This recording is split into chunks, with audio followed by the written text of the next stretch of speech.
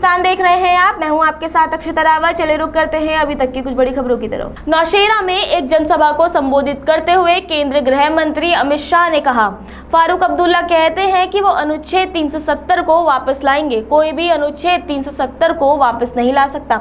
अब बंकरों की जरूरत नहीं है क्योंकि कोई भी गोली चलाने की हिम्मत नहीं कर सकता। गृह मंत्री ने कहा वह शेख अब्दुल्ला का झंडा वापस लाना चाहते हैं। जम्मू कश्मीर में केवल अब हमारा तिरंगा ही लहराएगा। वे चाहते हैं कि हम पाकिस्तान के साथ बातचीत करें। हम आतंकवाद के खत्म होने तक पाकिस्तान के साथ बातचीत के पक्ष में नहीं हैं। मुझे बताओ, धारा 370 गई, अच्छा हुआ या बुरा हुआ?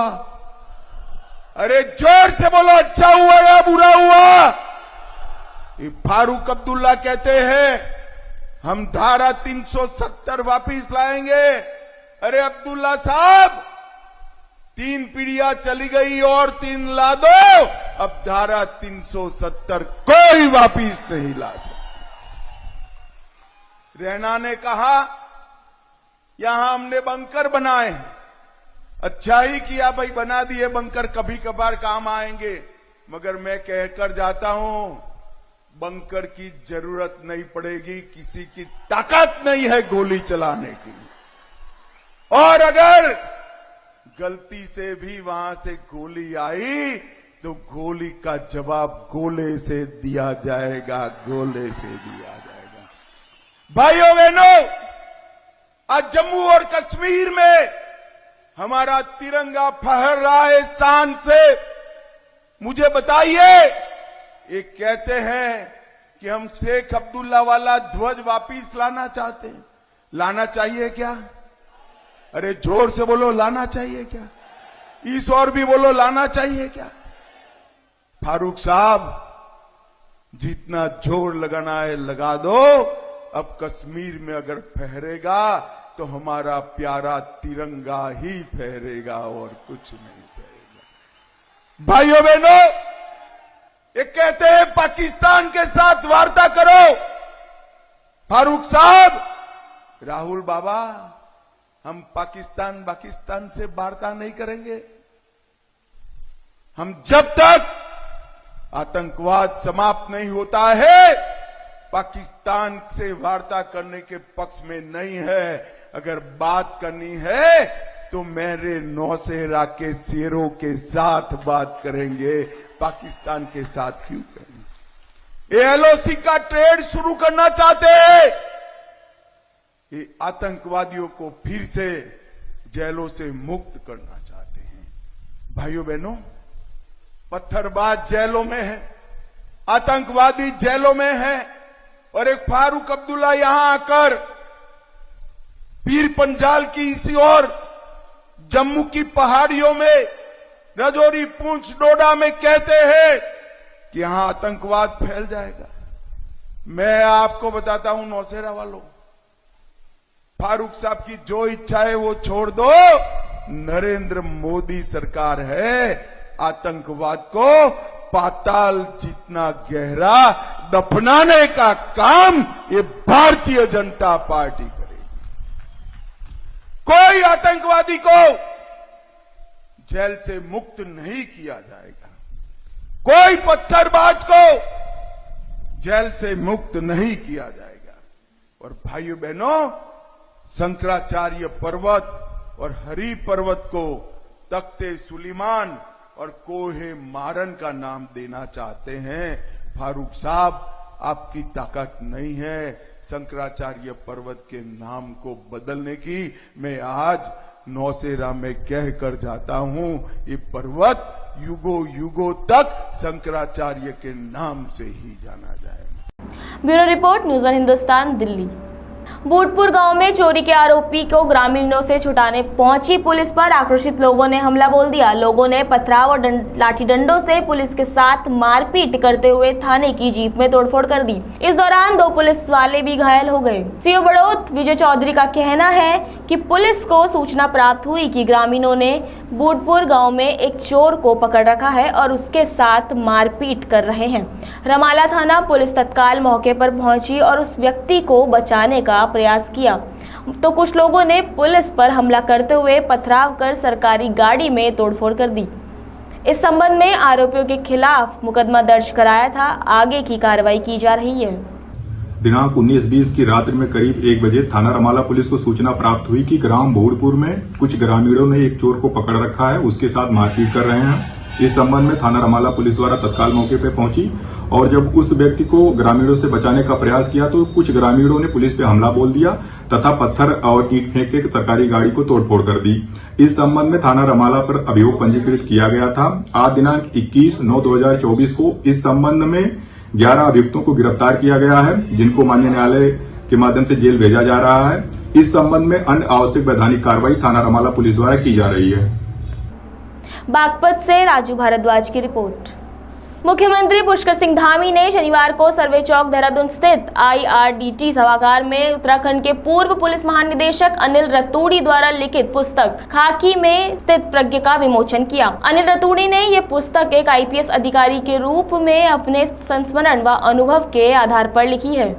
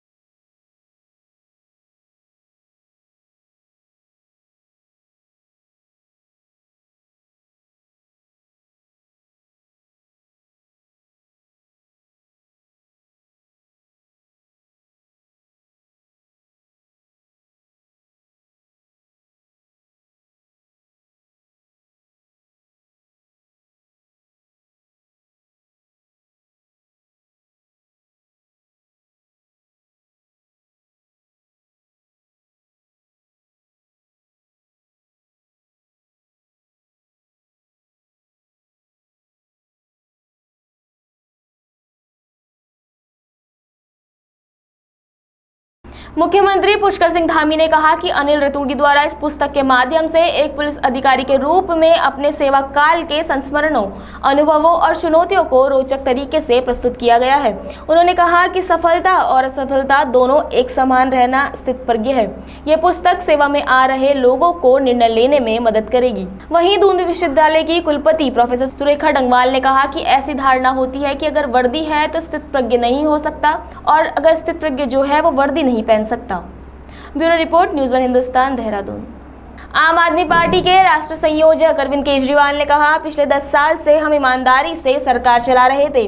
हमने बिजली पानी मुफ्त किया, लोगों के लिए इलाज मुफ्त किया, शिक्षा को बेहतर बनाया। लेकिन मोदी जी को लगने लगा कि अगर उन्हें इनसे जीतना है तो इनकी ईमानदारी पर हमला करना होगा और फिर उन्होंने केजरीवाल, सिसोदिया और आपको बेईमान साबित करने की साजिश रची और एक एक नेता को जेल में डाल दिया। इसके साथ ही अरविंद केजरीवाल ने कहा कि मैंने इस्तीफा इसलिए दिया क्योंकि मैं भ्रष्टाचार करने या पैसा कमाने नहीं आया था, मैं देश की राजनीति बदलने आया था।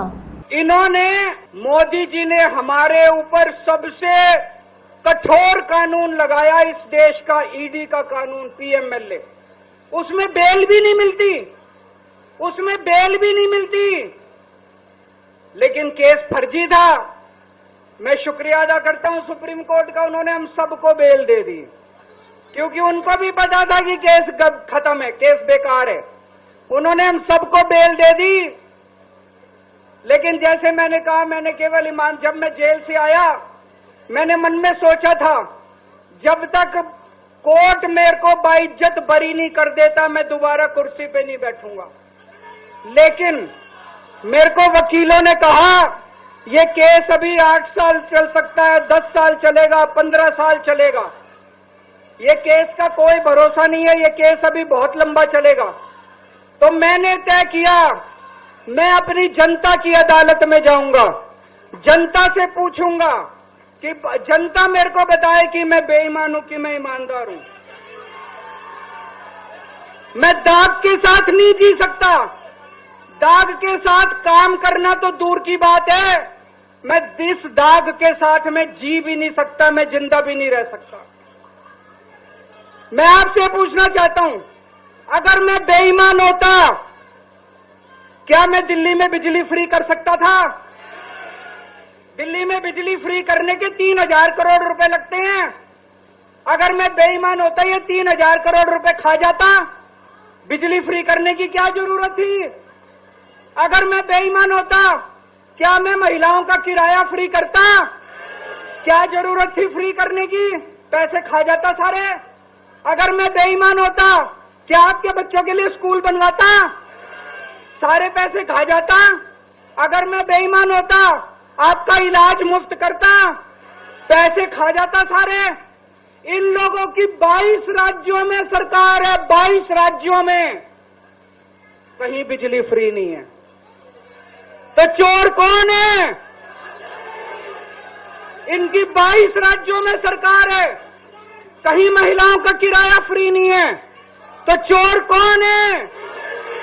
आज आपके बीच में आया हूं, आपसे पूछने के लिए आया हूं, केजरीवाल चोर है या केजरीवाल को जेल भेजने वाले चोर हैं? Bureau report, news 1 Hindustan, Delhi.